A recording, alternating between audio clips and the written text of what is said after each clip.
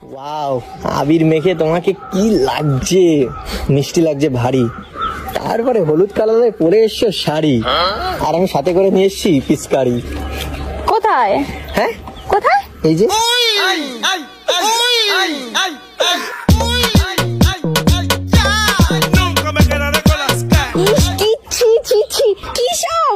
भाई साहब कुछ ज्यादा नहीं हो गया?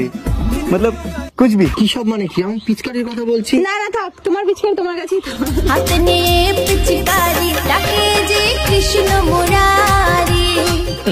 আরে তুমি দেখো, আমি দেখতে চাইছি না, কথা বলছি আমি, কথা বলছি আমি।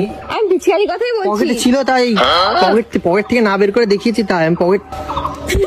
তুমি নারী সব বোঝো, সবকিছুতেই কাঠি করো, তোমার এই স্বভাব কবে দূর হবে বলো। এটা ধরো, তুমি ধরো, এটা ধরো, এটা ধরো। না তুমি পিচকারির মধ্যে রং টং নিয়ে এসছো, আমি রং টং খেলবো না, আমি মাখিয়েছি এটাই অনেক। আর তুমি এটা ধরো, একবার ধরো, আমি জাস্ট দেখাচ্ছি এটা পিচকারি কি না, তুমি দেখো। হ্যাঁ আমি দেখতে পাচ্ছি। কি দেখতে পাচ্ছ? পিচকারি। এটার কাজ কি? এটা আমাদের রঙের জল। হ্যাঁ, রং দিয়ে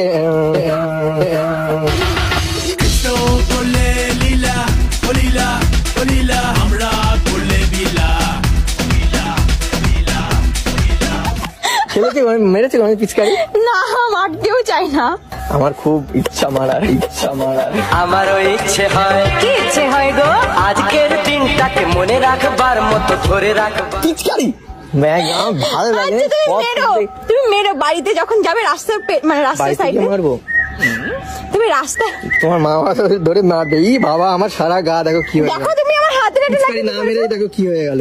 মনে হচ্ছে পিচকারি এরকম ভাবে দেবো। হ্যাঁ দাও, আর আমি এটা একদম দেবো, একদম।